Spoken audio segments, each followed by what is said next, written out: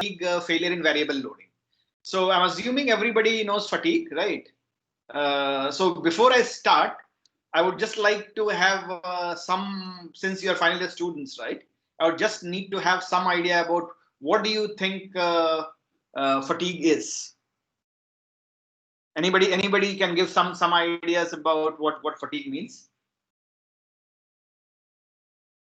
Any student who thinks he knows a little bit about fatigue, just give me some idea about what he thinks fatigue means. Failure of a material due to some periodic loading or some loading which varies, which is continuously applied in time. Okay, so I think that's somebody has actually said failure due to cyclic loading, right? Uh, what exactly if I do cyclic loading, right? And if I don't do cyclic loading, what do you think actually would be different? What will be different if I do cyclic loading and if I don't do cyclic loading?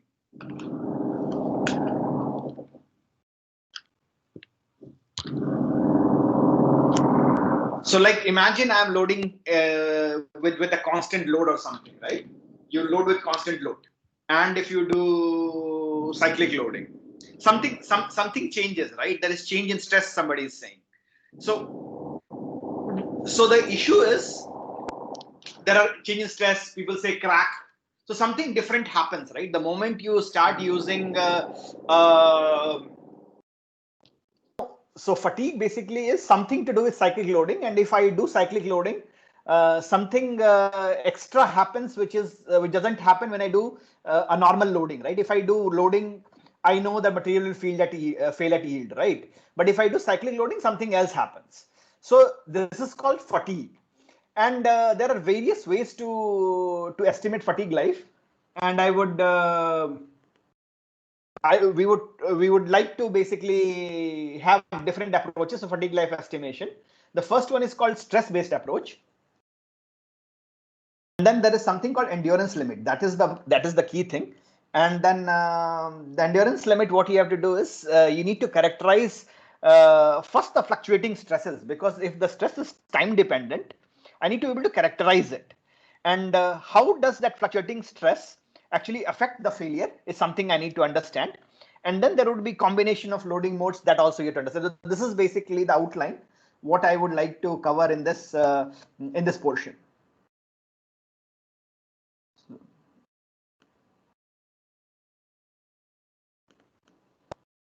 Just 1 second, and yeah. And so in fatigue, basically what happens is when we do loading, right, there can be repeated loading, alternating loading, fluctuating loading. So as somebody pointed out, that there can be a time dependent loading. So basically, so cyclic loading, we talked about variable loading. There are multiple ways when loading can happen, right? There can be variable, repeated, alternating, or fluctuating, and these are different terms. But the thing is that all are function of time. So this is a time dependent loading. So this time dependent loading does something. It actually does something more than static loading. So if I were to load a simple beam, right, in say in tension, right, what will happen is it will fail nicely at yield. But what if I give a time dependent force? I increase, decrease, I give a cyclic loading, or I give a loading which is time dependent, maybe varying with time. So this does something to the material. This kind of a loading, which is time dependent loading, does something to the material. And what it does is it actually makes the material fail at much below the yield strength. So typically for all practical purposes, I design at yield strength, but if I do a time dependent loading, the failure will happen much below the yield strength. And typically it doesn't happen right immediately. What happens is that it happens with few 100,000 cycles, right? This 100,000 cycles, or 10 to the power 5 or 10 to the power 6 cycles. So many cycles of loading it takes before it fails. And failure, what happens is there is no forewarning, right? If I do static loading, right, So we would know that there will be an extension in the material will extend and finally neck and fail, right? So there is a telltale sign, right, in static loading that it will fail now. It has extended, there is thickening. So there are some warnings in static loading, which is not there in fracture. It's a very sudden phenomenon. So fracture is very critical. If we don't design for fracture, a lot of accidents can happen, right? So I'll basically go ahead and tell you why fracture is a big deal with some of the examples which you see in real life. So fracture is very, very important, especially in design for transportation, in trains, in aeroplane. So the very first condition which was observed in the history was there was a train crash. A train to Paris crashed in something called Meudon, and these kind of accidents in trains in like 1840s, 1850s happened, where the failure happened at much lower loadings, right? Failure happened because you are designing the axle, right? So the axle was designed for certain load, and the locomotive broke an axle with loads much lower than what it was designed for. So they did not know why that axle broke, and about 55 people were died. That was like 1842, right in the early days of railways. And this was not a standalone accident. There were accidents even in England and France, and in these countries they were able to observe that there was something going on. And a lot of people tried to study. One guy called Rankine cycle, you would have heard of that, right? He was a Scottish physicist. So this Rankine guy said that there is something called stress concentration, and there's a mechanism of crack growth because of vibrations, repeated loading or vibrations. So he suggested that it may be tied to some sort of a vibration, but people did not take him seriously. Nobody took him very seriously that this is the reason why it is happening. And things happened. So he was one of the first to give that idea, although he was not taken very seriously during his day. But he seeded the idea that there can be something because of this repeated loading, that something different is happening. So that's why this whole idea of fatigue came into play, and people are observing the material was failing much below its yield limit. And then for those who do not know, when the first commercial jet planes were made, so Havilland was the first jet manufacturer. It was a UK based company, and they were the first commercial jet planes. So before that there were turboprops. There were not, jet engines were not used in, and even now some places, small planes, they do not use jets. So some of them would have a propeller based planes. So the most of the planes are propeller based. So Havilland was the first company which actually made a jet plane in 52 or 53, around that time frame. And what happened was their first two planes crashed midway. And the result was because of metal fatigue. They had not accounted for this fatigue. Because what happens is, cabin is pressurized, depressurized. And even when it is not kept pressurized, depressurized, what happens is, if the plane actually is, it goes through alternative loading, because let me just tell you what happens in plane. So plane, what happens is, at low altitude, what will happen is, the pressure is higher in the atmosphere, right? So plane can fly as high as 25,000 feet or so, right? So at 25,000 feet, the air pressure is much lower, right? Air pressure is lower, cabin pressure is high.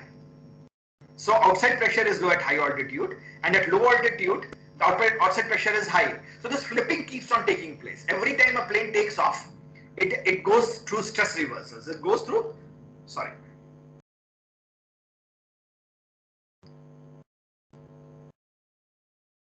it goes through something called stress reversal. Stress reversal. And this is cyclic loading. And even when every time you fly, the plane is depressurized. When you board the plane, the cabin is pressurized. So the fuselage is technically a breathing structure which which is compressed and decompressed, right? So this compression and decompression of fuselage. Fuselage, everybody knows what fuselage is? Who doesn't know what a fuselage is? You can type it out and then explain it if you don't know what fuselage means. Anybody does not know what fuselage means?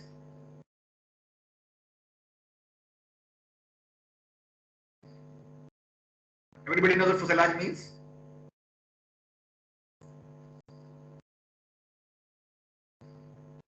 What is it? What is meant by fuselage?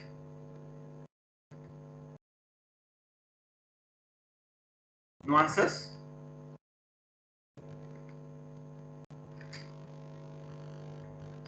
And type in the chat box and let me know what fuselage is, and then I can explain if you have gotten it right. Nobody? So fuselage is basically, if you don't know, fuselage is the portion where seats are. The tubular portion of plane is called fuselage. So the fuselage, what happens is it keeps on actually the cabin can be called fuselage. So the cabin structure, without any, the cabin structure or the tubular structure is fuselage.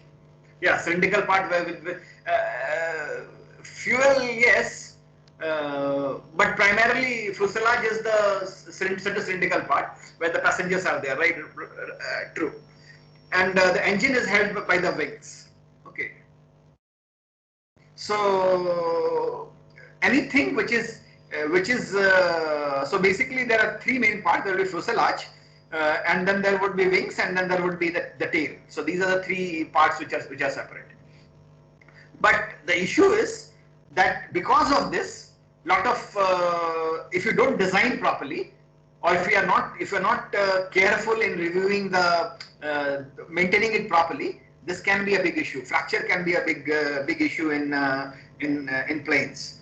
So they actually first two planes, and I think Havilland went out of business because clearly if the first two first few commercial jets crash, that's not a very good business model. And in aerospace industry, your track record is very important. Your safety track record is very important. Okay. There was another accident which I would like to talk about. It was called Aloha Airline, and there what happened was the explosive decompression happened, and because of this decompression there was debonding, and because of debonding, lot of load just went on the rivets, and the rivet failed midway. So you see how the failure occurred. The fuselage just gave away, and with this kind of fatigue failure, you know what was the loss of life? Just one person died. You see how plane looks, right? The plane is in shatters. The fuselage is totally off. The pilot was able to land the plane with this. He landed the plane, and there was just one cabin crew who lost the life. No passenger. Okay, probably cabin crew was not was standing or something, but no passenger loss of life was there, even in this kind of a situation. So fatigue can be very serious, and this is how they basically figured out what happened.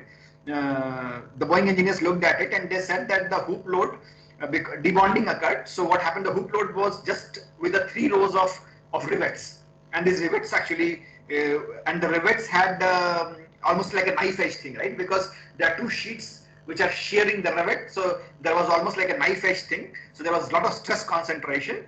And the cyclic pressure dissociation, there was a catastrophic fatigue failure. So this is what happened, and then the plane, they actually showed how the failure took place. So every flight, every accident which happens, right, there is a study of how this failure occurred, and then finally people try to make sure that this doesn't repeat in future. And there was another big accident for those who have taken high-speed trains. You know, almost all the countries, all European countries, China, everybody has a high-speed rail network. The French have their TGV, the Italians have their high-speed network. The Japanese have, the Chinese have. The only country which doesn't really have a very high-speed rail network is Germany.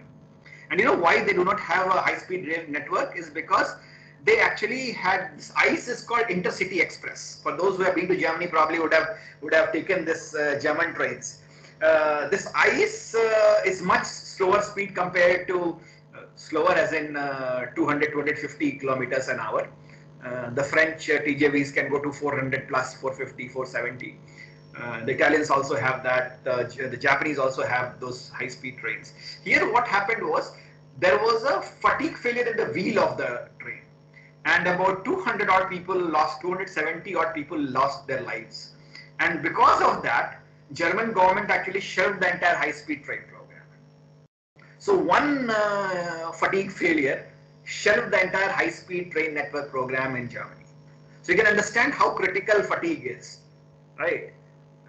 It can result in loss of life if you don't account for it. If you do, so you will have to not only account for it, you'll have to constantly evaluate also whether there is a precursor, whether there is a crack there, because this even a small crack can be fatal, right? It can propagate very fast and catastrophic failure can take place. So it requires constant, not only good design, that you design for that kind of a loading, for that kind of cyclic loading, and fatigue is still very empirical, because fatigue can be affected by what process you use, what is the roughness, what is the geometry, if there are stress raisers. So there are a lot of aspects in fatigue which need to be accounted for to estimate the fatigue life properly. So we'll cover a lot of these things as we go along in this course. Okay, so that was what I wanted you to introduce, what fatigue can do and how fatigue is dangerous. If you have any questions, I'll wait for a few minutes, answer your questions, and then move on to next thing. Any questions you guys have?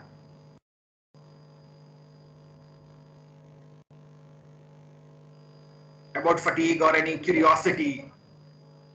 I can answer the question. Yeah. Sir, how is what is the difference between cyclic loading and single continuous load? Okay. So imagine what you are trying to do is, I'll give you some more examples, right? Imagine your axle, right? Axle of your wheel. There is axle and there are like these two wheels attached to it, right? So what will happen if this is one kind of loading. The other kind of loading is say a cable which is handling a suspended load, just a suspended load, right? So here what happens is the load is not changing with time. Imagine I am just using say I'm hoisting something permanently, and there is a load or just take a simple example that a beam of your ceiling, right? A beam of your ceiling will take load, right? But will the load change? Or imagine your house, if you have seen your apartment complex, right? It has pillars in it, right? The entire structure is on pillars. The columns will take load, but the columns will have fixed load, right? The entire structure doesn't change with time, does it? No, sir. So the static loading would be something like that. And take the example of wheel, right? Wheel is rotating, right? And when it's rotating, there would be, I'll give you an example, it's rotating on bearings, right?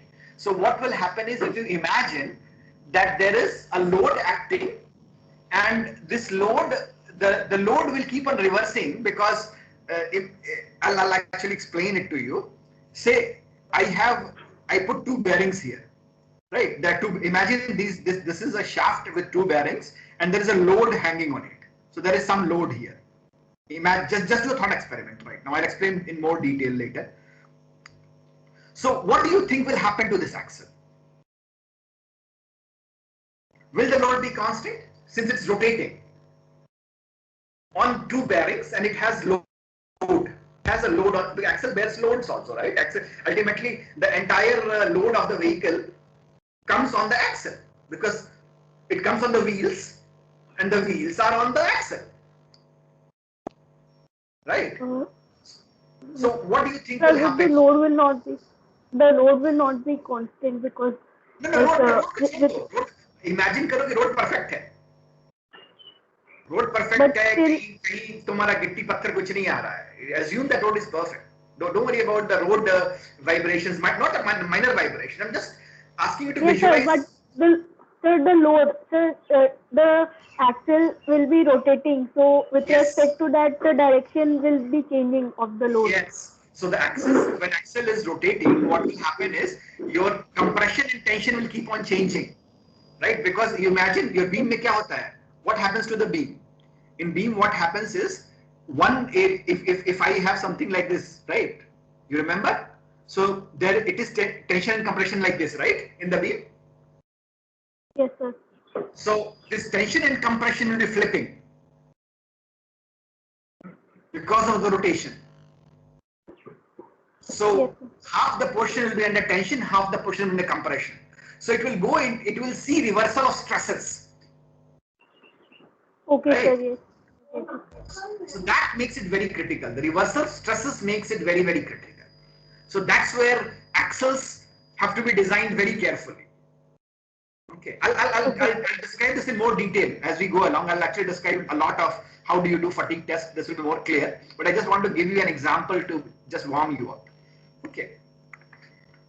Okay, thank you. So when this fatigue failure progresses, this is how it progresses. The first one is there will be a small micro crack because of plastic deformation. So this is the area where it happens. Let me just try and change the black may not work very well here.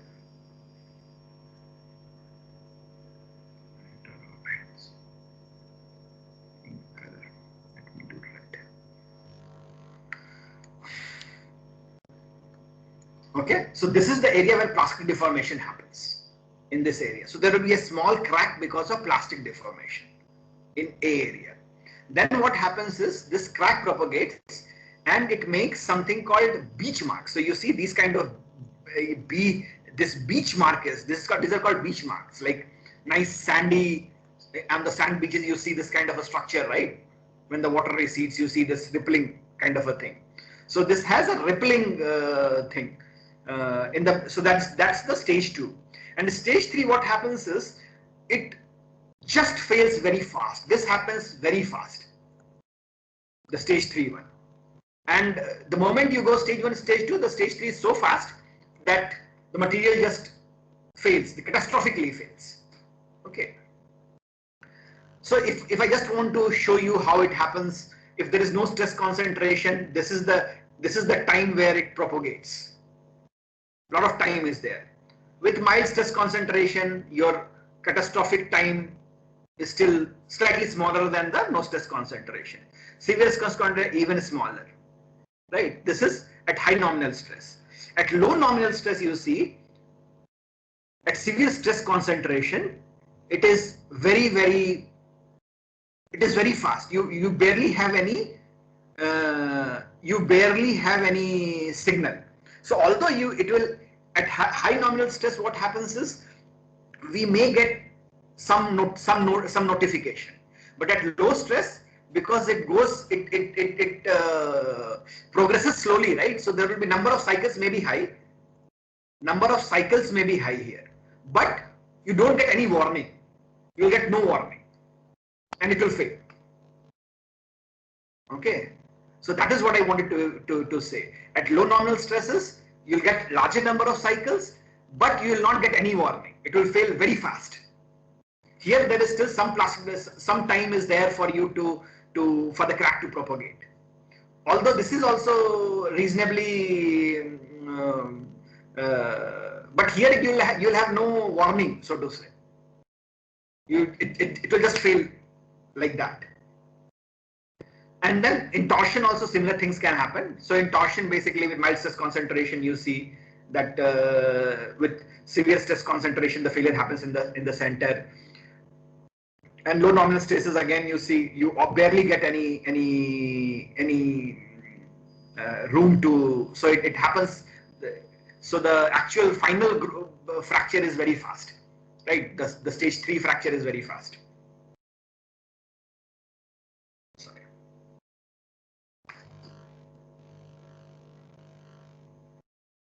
So This is a drive, this is an actual drive shaft. If you see, this is an actual example of a drive shaft, and you see the crack initiation happened right at the keyway. This is the keyway. This is where the key sits in the shaft. And B is the crack initiation. C, if you see, this is the final brittle failure.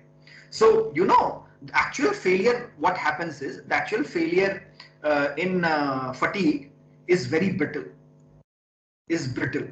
You mean what, you know what brittle means? Why do I call it brittle? Why is the fatigue failure brittle? Can somebody give an answer? And what's wrong? So two things. First thing I want to ask, why do I call it brittle? Call it brittle. First question. The second question is, why is it very serious?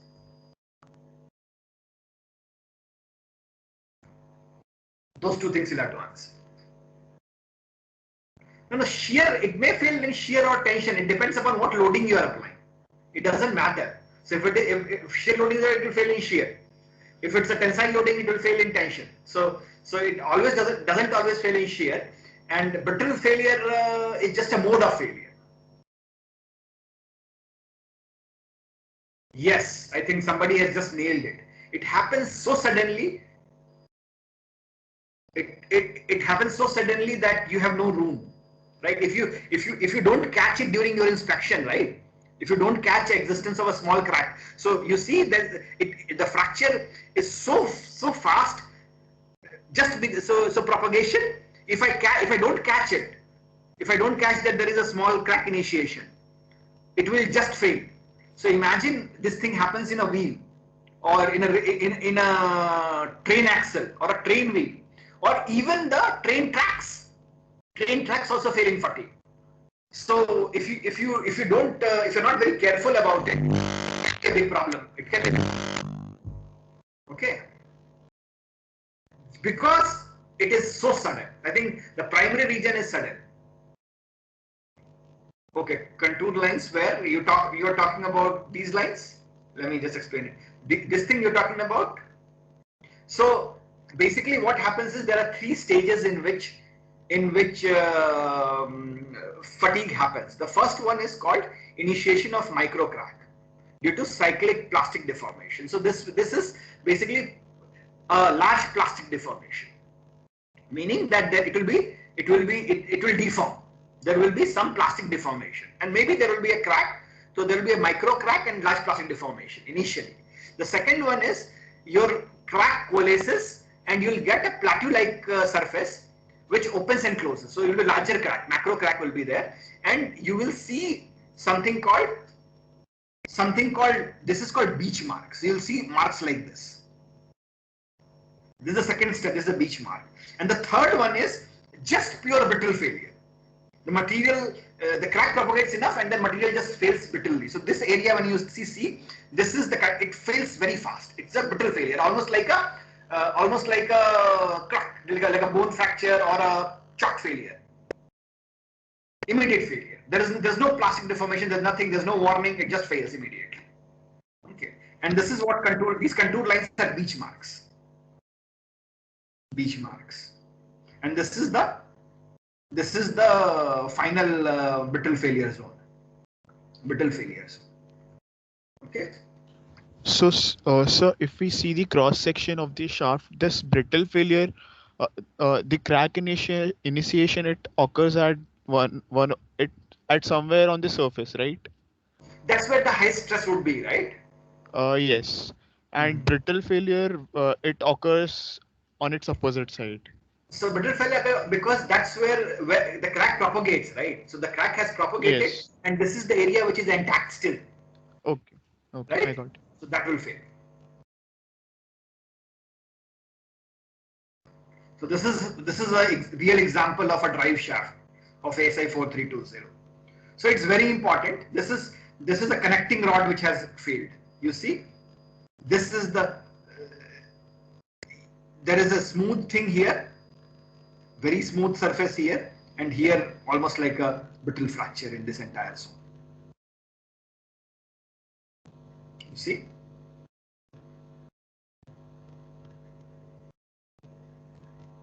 So this is the this is the plastic deformation. This is like nice and clean surface, right? Brittle fracture, you know, is characterized by very rough surface.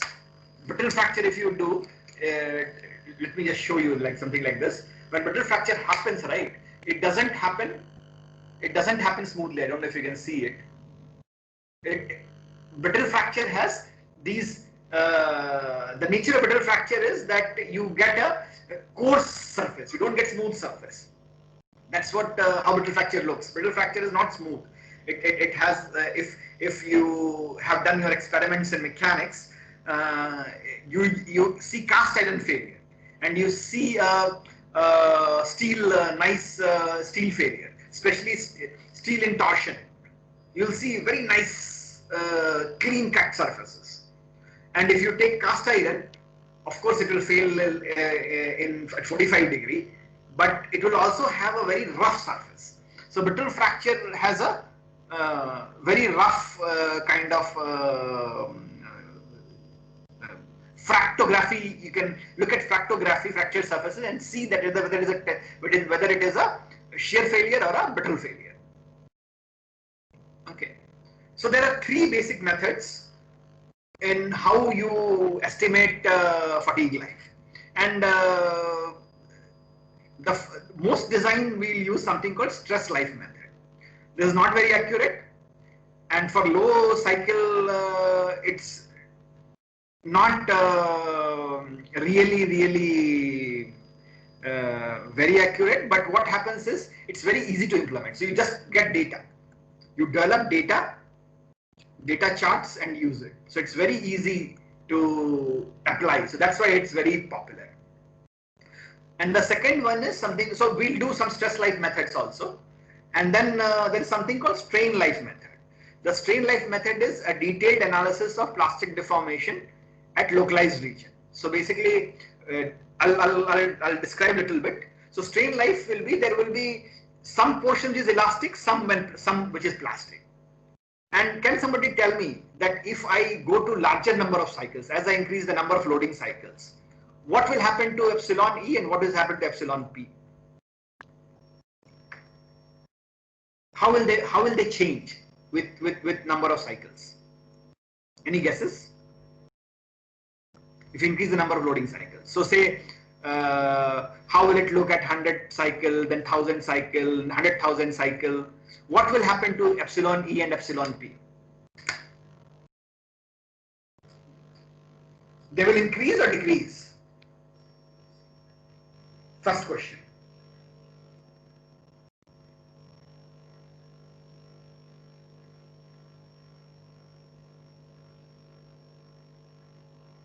What will happen?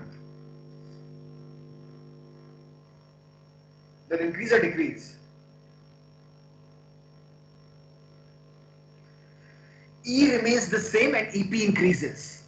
With number of cycles, will EP increase?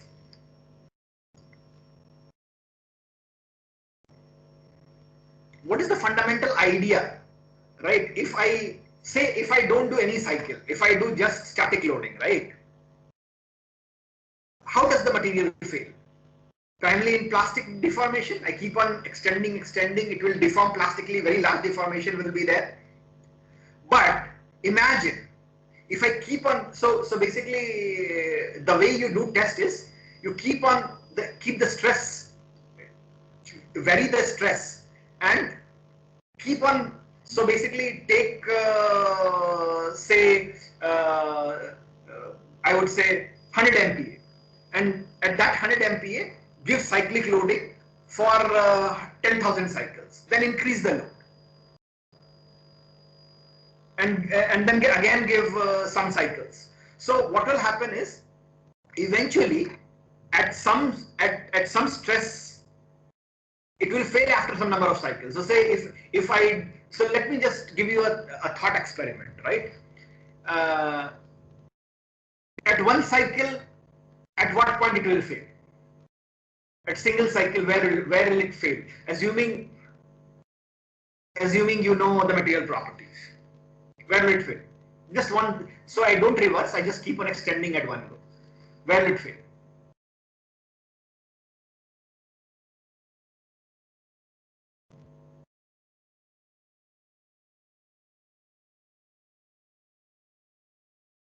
Any answers? I don't do any reversal. Just I keep on extending. Where will the material fail? Just doing simple tension. Let me assume even an easier thing. I'm just assuming simple tension. Very correct.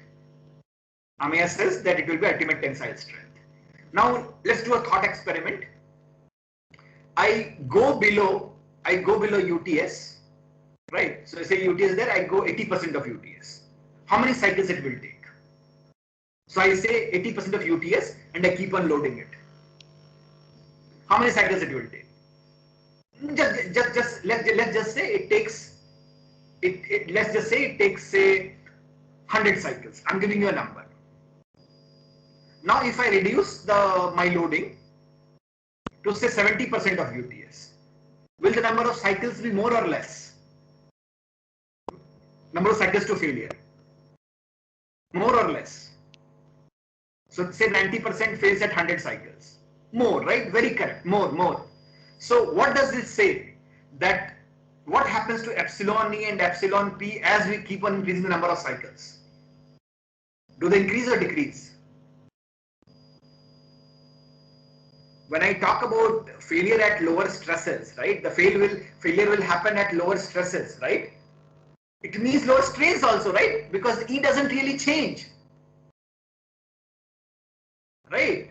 At least the elastic portion doesn't really change. The elastic portion will be E epsilon, right? So if as I keep on decreasing the loads, it will go to number of cycles. But what is happening is if I'm increasing the number of cycles, if I look at the strains, my strains are decreasing. Both elastic and plastic, both will decrease. Which one will decrease very fast? The plastic one or the elastic one?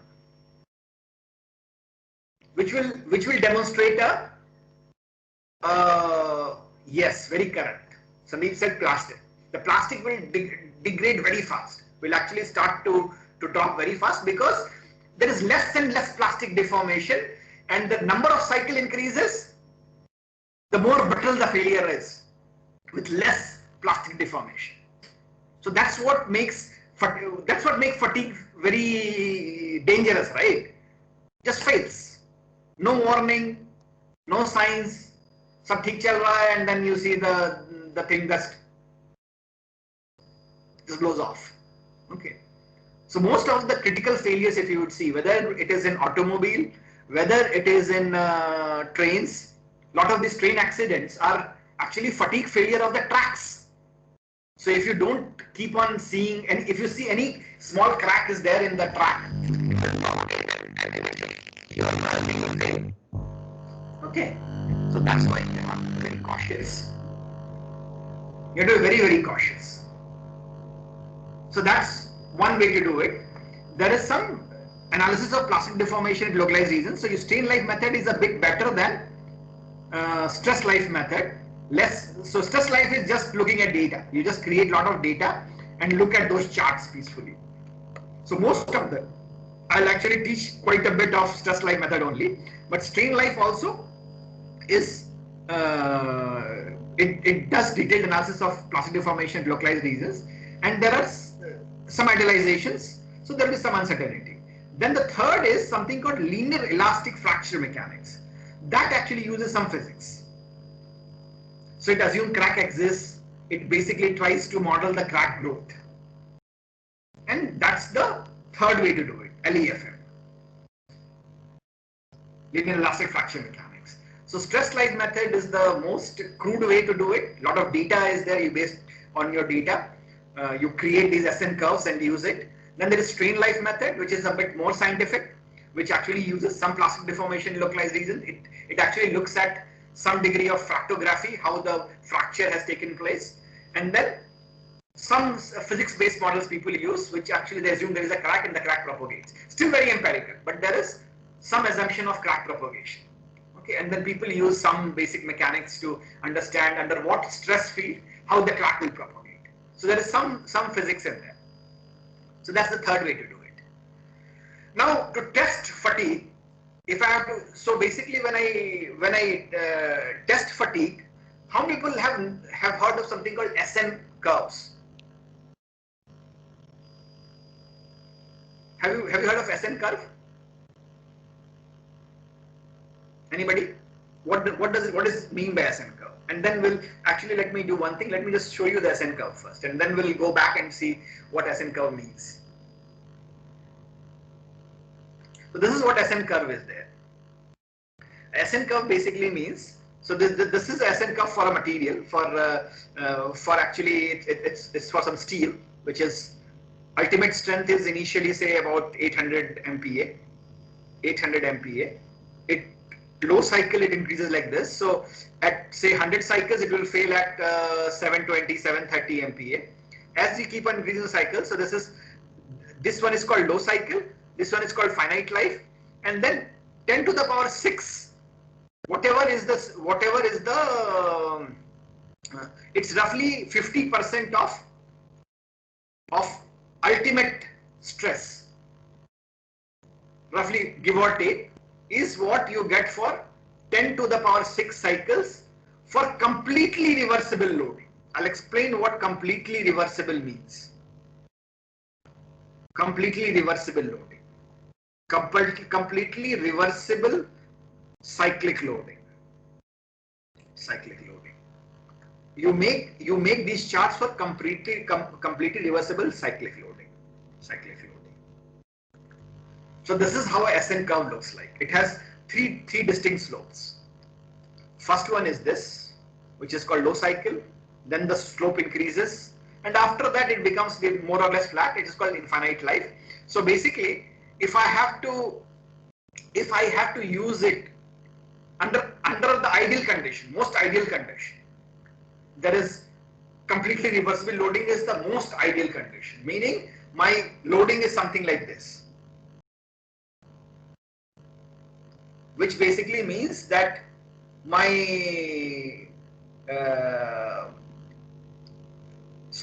it's a cyclic loading, and my mean is 0.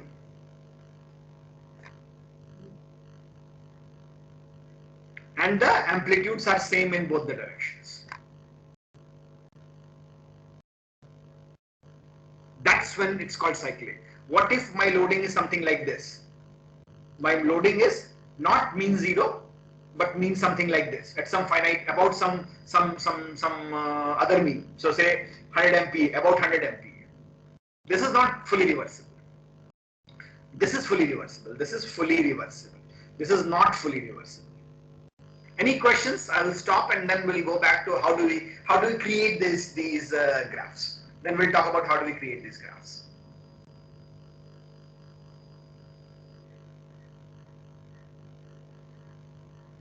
So that is a very good question. Sir, can we not check for cracks between our usage? You do it. You know, railway has thousands of gangmans. You know, whenever there is no train, they will keep on looking for every crack. They will take a hammer and they keep on hammering every inch of track. Do you know that? They actually do it. After every 10 or 20 flights, the entire plane is scanned for a single crack. Do you know that? Any critical part is actually checked for cracks. Railway does it pretty extensively for both for wear and also for cracks. They will keep on hammering the tracks to see whether there is a crack, because if there is a crack, the noise will change. Okay, so we do it. That's what the railway maintenance people and aircraft maintenance engineers do. That's their job. All the defense aircrafts, all the airmen, the technical professionals, that's what they do. They will go and look at all the fighter planes, that there should be no trace of any crack anywhere. Okay, so they do it. That's a different story. But what I want you to understand is, so this is what a designer has at his disposal. This SN curve for every material, and this SN curve has been designed for fully reversible. Now I'll tell you how to extrapolate different loading conditions from fully reversible. That I will tell you as we go along in the course. That's what this course is primarily all about. This fatigue lecture is all about. But is it clear how do we go ahead and generate these kind of data? If we were to generate this data, how do we go ahead and do that? Any ideas on that one? Testing. What do we test? How do we create this kind of a data? Just give me a way to do that. Where I have like 100 cycle data, 1000 cycle data, 10,000 cycle data, 10 to the power 5 data, and I want loading like this. I want loading like this. With sigma m is equal to 0. Means sigma is equal to 0.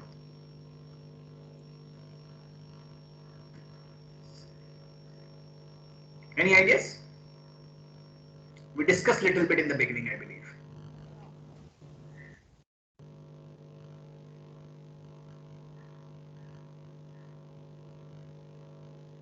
Okay, I think I gave you some hint when we were discussing about wheel axle, right?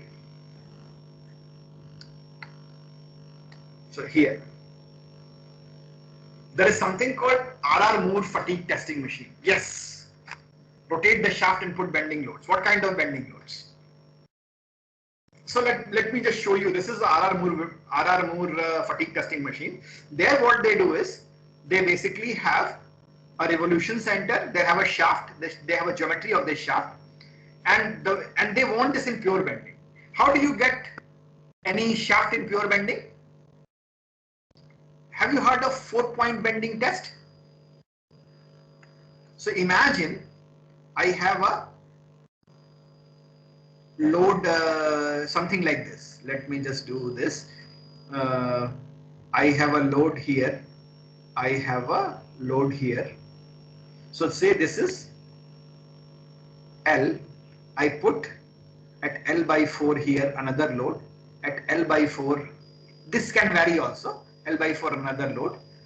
And all these magnitudes are same. F, F, F, F. What will the bending moment diagram look like, if you remember that? So the bending moment for this kind of a diagram would look like, let me just, so here it is 0 till some point, whatever that thing is. Then you go ahead and it will be, this will be FL by, this is F, FL by 2, and then it will become constant in this between here to here, and then it will come back to 0, right? So in this region, the bending moment, this is that region. The bending moment is constant. In this region, the bending moment is constant. So the way it is designed, it is a 4-point bending test kind of a thing. So there is a reaction here, there is a reaction here, there is a load here, there is a load here. Exactly same thing which I have drawn below. Right? Now what it does is, it makes this portion is under pure bending. The bending moment is constant in this area. The bending moment is constant in this area. Right? So bending moment is constant in this area. What happens is that, and then it is rotating. So what will happen is, first this will be under this portion which is under tension. It goes to 0, right? It will become it will go to neutral, and then again go to compression, 0, tension, compression, tension, compression. So because what will happen, because the rotation, each point will go to top and go to bottom. So it will go from top to center to neutral axis to the compression zone. So if you look at the top portion, the stresses will vary like this. It goes, sorry,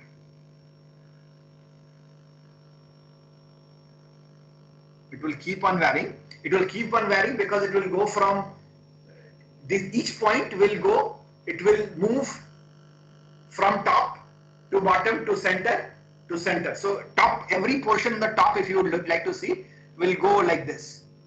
0, top maximum, again 0, top maximum 0. So it will keep on, say it is from neutral axis to top fiber to neutral axis.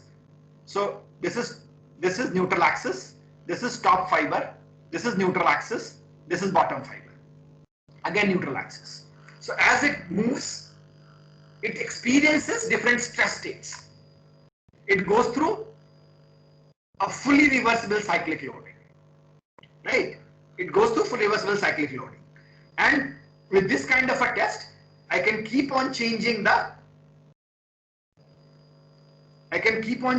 load. If I change the load, I change the moment and I change the stresses, right? So if I have to change the stress, all I have to do is my by I, just change the load, and this m will be a function of whatever FL over 2 is the bending moment here, or sorry, FL over, if it is if this is L by 4, this is FL by 4, whatever is the length, whatever is this length. Okay, so this m will be function of the load which I'm applying here. This m is a function of load, so sigma is also a function of load. So I can keep on changing this load to get different sigmas. Now what I do is, first I will take it at sigma ut of the material, rotate it, and probably it will fail in only one rotation. Then I go ahead and make it 0.9 sigma t. Then count to number of cycles where it fails. Then I do 0.8 sigma t and count to number of cycles to failure, and keep on plotting this thing. Keep on plotting this data. And with that, I will create a SN curve. Any questions here? And then we'll move. So you should have very clear picture of how do you go ahead and get these SN curve data. I think you have done some experiments also in probably mechanics lab, right? You guys have done some experiment on fatigue, I believe. So there is a question: does the frequency of cyclic loading also matter? Should the frequency matter? How fast you go?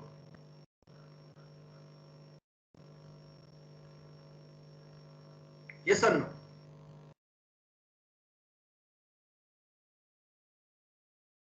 Can I do so his question is very nice question, is I can do very fast test, right? I can keep on reversing very, very fast, and in reality a train wheel is going very slow, right? And I create my data with this accelerated fatigue test.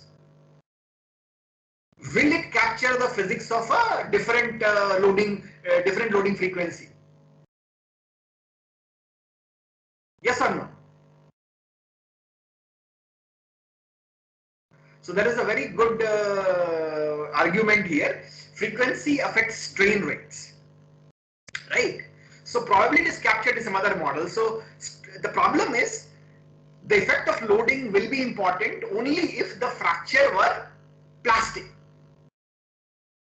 where my strain rates matter. What happens is, most of the fatigue failure has very little plastic deformation. So your rate, it's not very sensitive to the rate actually, right? So strain rate doesn't become very important because the failure happens catastrophically. So it doesn't really deform plastically a whole lot. So your strain rate sensitivity is important for plastic deformation, large plastic deformation, not for fatigue. So it will be, I'm not saying that it will have no effect, but you can ignore that. Okay. And you assume that the frequency is not as important. It's not as important as the number of cycles. So number of cycles is a dominant thing. Any other questions here? So, as you explained the mechanism of fatigue failure, it starts at A and from A to it moves to B. So the crack propagation, is that part also catastrophic or just fatigue No, failure? you're right. So there will be some effect in low cycle fatigue. You're right. So let me just actually show you. I wanted to just show you this. So this is a strain life based method. So here, so here if you see, till 10 to the power 3-4 cycles till 1000 cycles, there is significant amount of plastic deformation. Here it may vary, but ultimately if you look at the real fatigue failure in finite life, it's only number of cycles which are important. The plastic behavior becomes less and less critical. So at low cycle fatigue, it may have some role. Okay, at lower cycles, at 100 cycles, 1000 cycles, it may have some role. But whenever you design, right, you don't design for low cycle fatigue. You get me? You don't want Yes. anything to fail with 1000 cycles of loading. Yes, sir. Got it. Okay. Thank you, sir. But it is right that if it fails at low cycle, then it will be critical. Then whatever you are saying, the rates will have some effect. Okay. So everybody understands how this RR Moore fatigue testing machine would look like. It's just a 4-point bending kind of a phenomenon, and you keep on rotating it. So the stresses will keep on varying at just look at the top fiber. The top position would keep on alternating from the maximum tension to neutral axis to maximum compression, and vice versa every time. So you will get a cyclic loading on that thing. So it's a completely fully reversible loading. Okay, n cycles of tension to compression to tension. That's how you basically go ahead and test this kind of a phenomenon.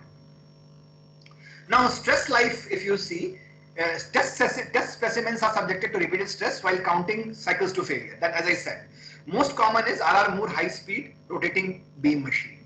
The specimens are to pure bending with no transverse shear. The stress fluctuates into equal magnitudes of tension and compression, known as completely reverse cycle. Okay, and specimens have to be carefully machined and polished. These are two very important words. Why do you want to have it perfectly machined and polished? Can somebody give me an answer for that?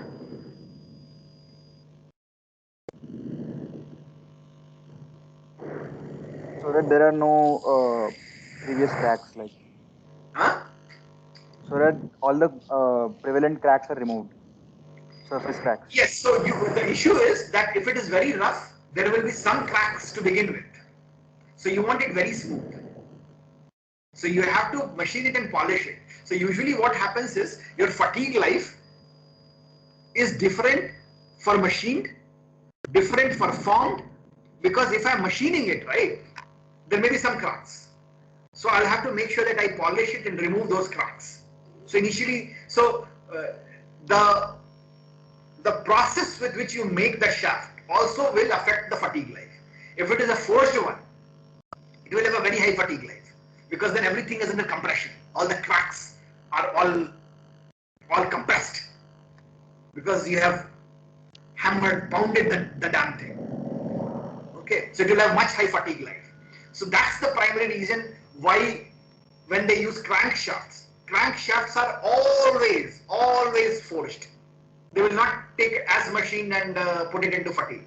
So most of the components which are supposed to be in fatigue, you will do some sort of forging operation for that, because that will basically give you a much higher fatigue life. Okay. So specimen is carefully machined and polished to ensure that is, as you said, there should be no cracks, and it should be no surface cracks, nothing. It should be perfectly with no stress raises, so to say. Sorry. And this is how SN curves look like. For it's a plotted on log scale. So this is fatigue strength. If I have no cycles, 10 to 0, just do simple one shot loading, it will fail at ultimate. As I keep on decreasing the stresses, the number of cycles keep on increasing. So if I keep on increasing my loading, fully reversible loading stress, fully reversible. Sorry.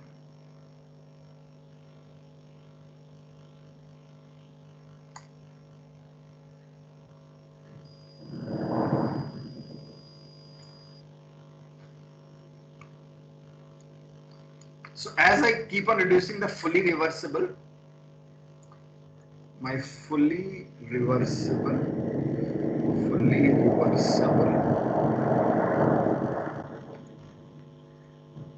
fully reversible loading cycle, loading stresses. Number of cycles keep on increasing. So if I put it 0.8 SUT, you would see I would have 10 cycles. So this is say 0.9 SUT, this is 0.8 SUT, I have 100 cycles. Ultimately, as I go to 0.5 SUT, this is my infinite life. This is my infinite life. So there is first slope like this, which goes to low cycle, then there is a finite life cycle, and then this is called infinite, 10 to the power 6 and above, greater than 10 to the power 6 is called infinite life. You actually design it for 10 to the power 6 cycles. Most of the components are designed for 10 to the power 6 cycles. Okay, and this is called endurance limit. This is the endurance limit. For fully reversible cycle, it is actually 0.5 times SUT. That's a rough estimate. Okay. Stresses below SE predict infinite life. And so when I'm designing this thing, right? So although my material can take SUT, but for fatigue, what I will do is I'll design my operational load should not exceed SE. And what I will do is when I will design, I will not design SE, but I will use some SE dash, which will take care of lot of modifiers. How it is machined, how is the roughness, how is the loading. So I will use some modifiers to modify this SE, because it will be a function of loading condition, it will be a function of manufacturing process, it will be a function of its geometry, whether there is a stress raiser or not stress raiser. So all of these will need to be accounted for, and we need to find out some SE dash which will be lower than SE. And this will be my design endurance of whatever device I am designing, and I will not exceed that. Okay. And less than 10 to the power 6, we also call it quasi-static. So yielding, so there is yielding before. So here the failure is because of yielding and not because of fatigue. So in this in the low cycle fatigue, there will be yielding. Yielding will occur first before fatigue. So still plastic deformation happens here in low cycle fatigue, less than 1000 cycles. But as you go more and more, then what will happen is it will fail before yielding. Your fatigue failure will occur before yielding. Okay. What happened? How did this happen? Okay, this is strange.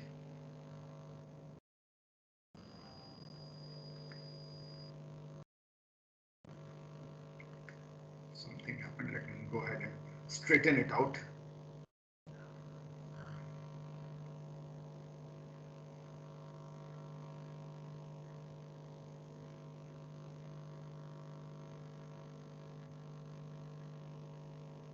Rotate.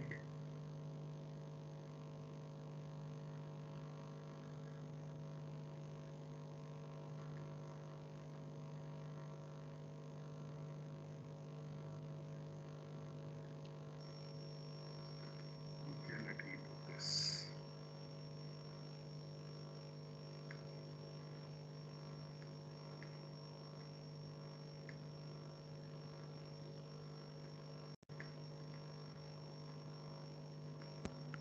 So, Yeah, go ahead. when you were showing the experiment diagram for fatigue failure, you use the formula my by I to calculate the stress at with stress value. But that formula is true when the material is in the linear region. But in fatigue, there is some plastic deformation as well, right? Why MYI is only true for elastic region?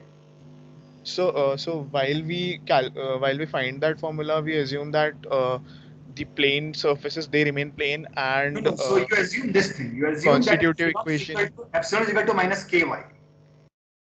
Right? That's the only thing you derive. Plane surfaces remain plane and your strain is epsilon equal to minus ky. This is what you get out of your formula, basically. Your flexural bending, you get this.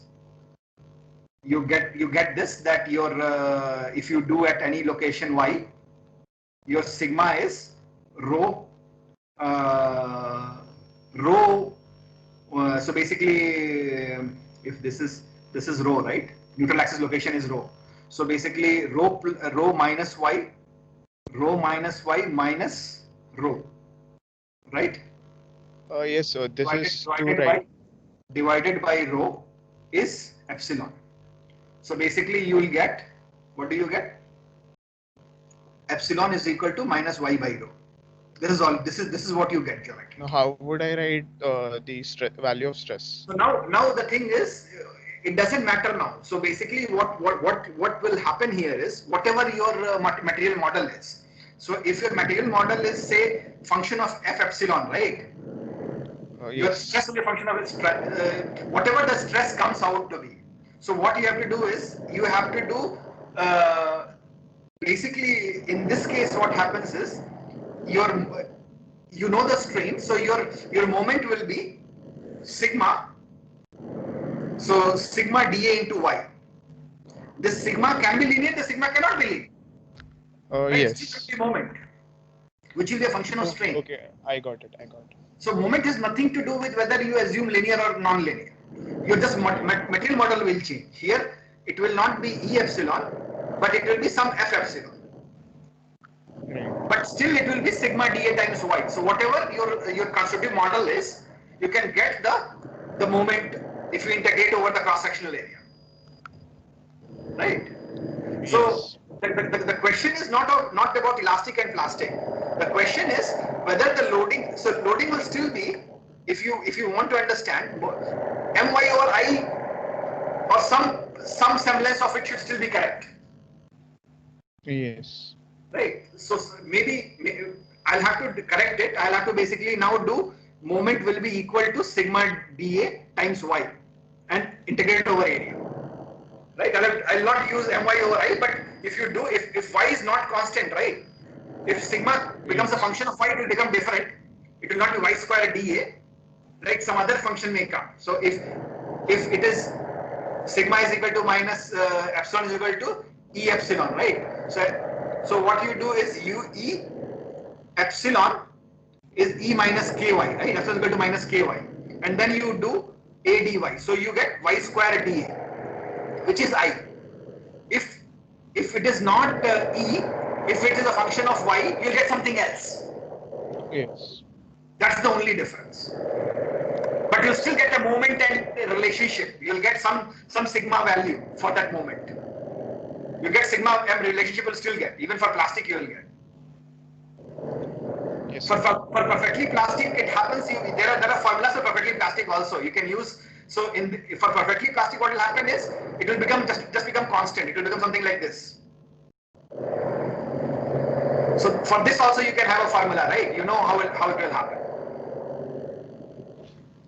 For perfectly plastic means that your material just becomes constant. It just becomes just constant. Yes. Yes. Okay. Yes. Thank you, sir. Yeah. Any other questions you guys have? So I think we are about time. So what I'll stop here at this slide. I would just want to give you this final thing. You see, the cast material has lower fatigue. Rot basically means is how you process the material. Rot material is you do you get a cast ingot and you do some deformation process. So that will be rot. Rot has been deformed. So rot has higher fatigue life. Right? So as cast has lower fatigue, rot has high fatigue. So most of the steels which you sell in the market are rot steels. They have gone some deformation. Okay? So they will have higher fatigue life. I just stop here. SN curve for aluminum.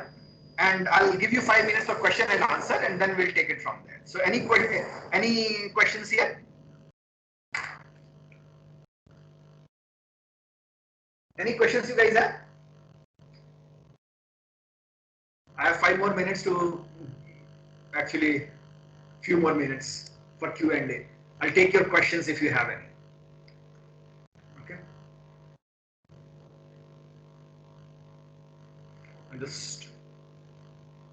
Any questions? You can just type in the chat box if you are ashamed of asking in front of all your colleagues. Although I encourage some conversation, but you can always put in the chat box.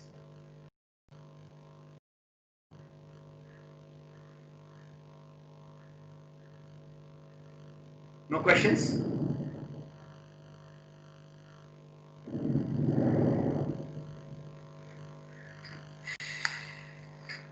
Should we stop now? Okay.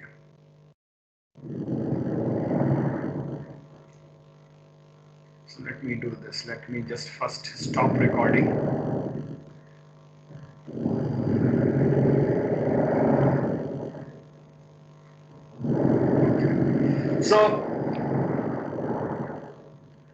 So thank you very much for listening to me. If you have any questions, you can ask. If not, then we are done for the day. Thank you very much.